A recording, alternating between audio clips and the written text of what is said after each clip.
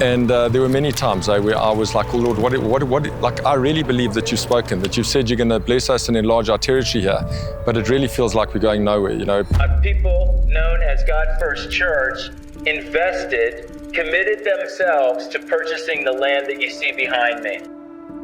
Yeah, one of the things that City Hope means to me and being in this space is the fact that I did experience God's healing. I had just gotten the news that I was being retrenched that morning. And because it was so unexpected, it kind of hit me.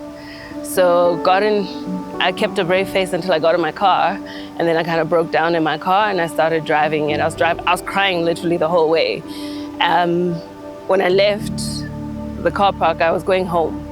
And then I found myself at the gate. And I guess I just found myself here because, you know,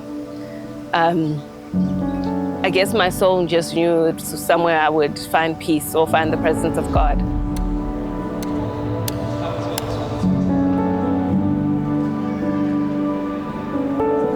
Then we went through the very many years of debating what was going to happen with this land, and it was at one stage questionable whether anything was ever going to happen. We were going through the environmental authorizations and all of that stuff, the permissions that you need to get. You know the story well. Yes, and so, but I always felt that God had spoken and that he was going to do something, even though there was a lot of mud to wade through and it was taking time and it was difficult and we needed things to happen in government offices that seemingly were not happening.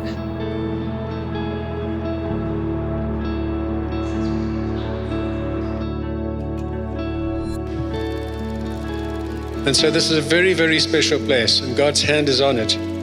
And hundreds of people whose lives have been changed, perhaps thousands, to see the diversity that is in this church. And I couldn't lift my arm much higher, than this. I was actually quite annoyed that we were coming to a prayer and worship evening, and I couldn't worship the way I want to or that I'm used to, with my hands raised, and I was in a lot of pain. But I came anyway, and that night, James actually got up and was praying for healing for people in the gathering space, and had a very pointed prayer about somebody who was struggling with their back.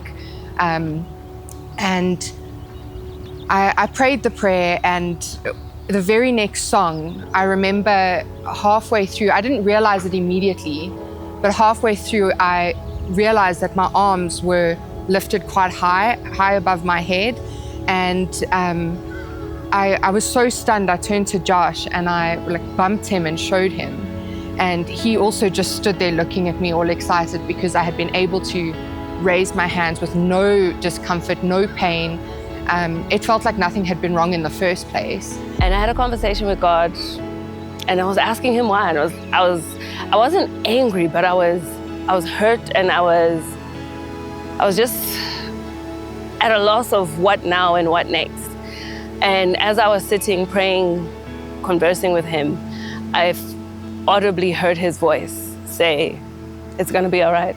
So after much time in prayer and deliberation, we discerned absolutely that God was confirming that we were to take possession of this land. City Green is home, and it felt like home. And I knew I was gonna meet the presence of God here.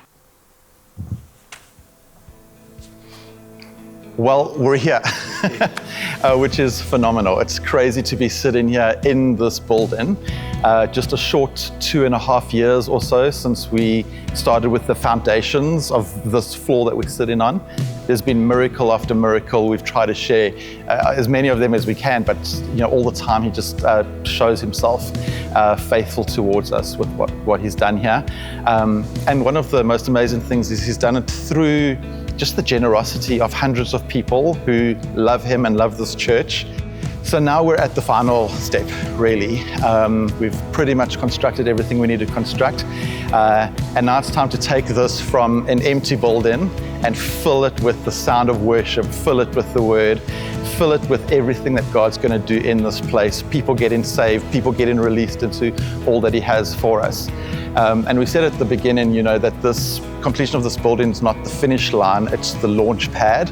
And so that's what I'm really excited about. And we're there now, we're at that final step now. And so we need to take this building and we need to turn these lights on.